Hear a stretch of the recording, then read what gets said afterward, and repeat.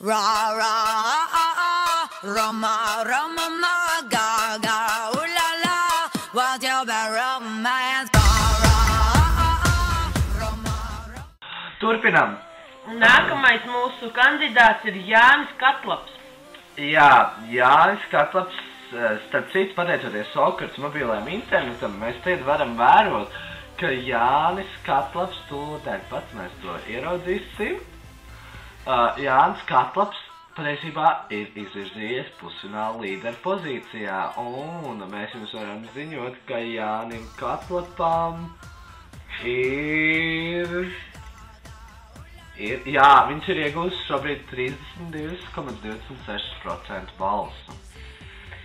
Jānis mums ir labi pazīstams jau ilgus laikus, un no tā mēs zinām, ka pasākumos viņš vienmēr izskatās fantastiski. Viņš vienmēr ir padomājis par savu tēlu. Jā, un viņš mūsu sabiedrību priecē ar interesantiem video materiāliem, dažādiem interesantiem, piemēram, tur snowboards, tur šis un tas ir interesanti. Bet viņā vienmēr ir manāma tāda sarkasma dzirksts. Sarkasma dzirksts un dusmu dvēselīta. Vai tādu nīgri mēs gribam redzēt mūsu nākamo lepnumu? Vai tiešām nākamais lepnums ir kā doktors Homs? Bet ir vēl viena lieta, kas ir, ko mēs redzam Jāņa draugiem LV profilā, ka viņa skolas izglītība ir Grobiņas internāta skola. Vai tas nav gan šokējoši? Tas ir šokējoši, un spriežiet paši, cik nozīmīga ir šī education. Nākamais ir vēl viens debitants šogad, un tas ir Ulvis Kairovs. Jā, Ulvis Kairovs ir... Viņš ir ļoti aktīvs arī teātra jomā. Viņš darbojas jau pieminētajā TIT. Improvizācijas teātrī TIT, un jā, ir diezgan aktīvs, mīl atrasties uz skatuves, un arī varētu šo to izdomāt interesantu.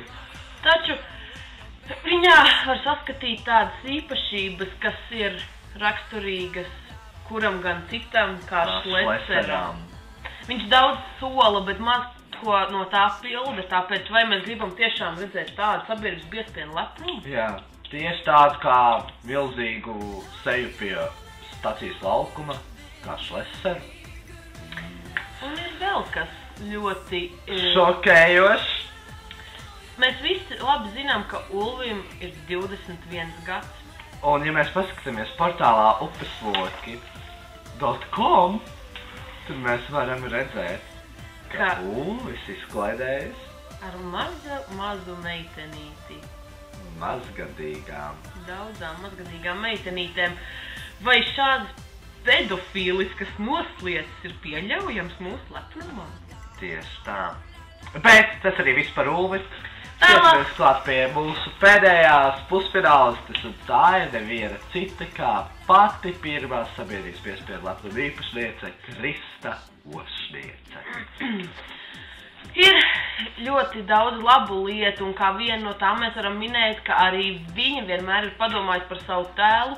Un turklāt ir ļoti regulārs pasākumu apmeklējums, ļoti. Kā vēl mēs varam labo lietu minēt, ka viņa atbalsta Ulriku. Un ja jūs nezināt, kas ir Ulrika, tā ir Grobiņas internāta skolas audzēkne, kurai ir bērns. Un tad, kad bērnam tiks veikta dzimuma noskaidrošanas operācija, tad arī viņš tiks nosaukts par Kristu. Jā, un ņemot vērā to, ka viņa vēl atbalsta Ulriku,